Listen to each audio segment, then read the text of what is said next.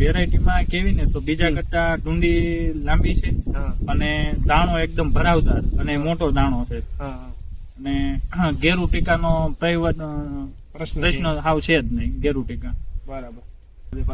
આજુબાજુ વાળા મારે આજુબાજુમાં 2-3 જણાને કહું છે, એ બધા આ વેરાયટી પાસ કરે છે અને પૂછે છે કે આ વેરાયટી કઈ છે અને કરવા જેવી વેરાયટી છે એમ. દાણા આ રીતના દાણા છે. કાલે જ આમાં હાર્વેસ્ટર હાલવાનું છે.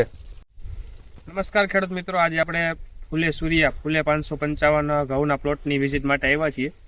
તો પેલા ભાઈનો પરિચય લે. તમારું નામ કહેજો ભાઈ. રજોડિયા કમલેશ રણછોડભાઈ. તમારું ગામ? લાઠી. તાલુકો? લાઠી. જિલ્લો? અમરેલી.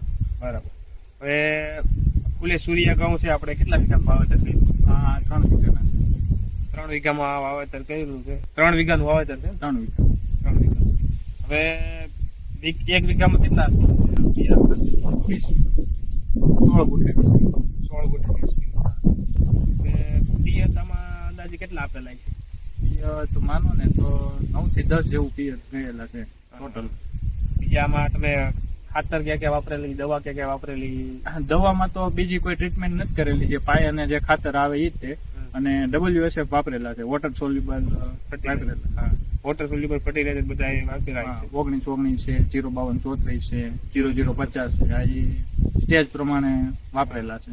તો ખેડૂત મિત્રો, અત્યારે આ તમે જોઈ શકો ફૂલે સૂર્યામાં ભાઈએ બધા વોટર સોલ્યુબલ ફર્ટિલાઇઝર થી સ્ટેજ વાઇઝ આવે 19 પછી 05234 અને છેલ્લે 0050. બીજું એ કે બીજા ઘઉં ને આમાં તમને ફેર દેખાય વેરાયટીમાં કેવી ને તો બીજા કરતા ડુંડી લાંબી છે અને દાણો એકદમ ભરાવદાર અને મોટો દાણો છે અને ગેરુ ટીકાનો પ્રશ્ન હાવ છે જ નહીં. ગેરુ ટીકા બરાબર 0% કહેવાય એમ.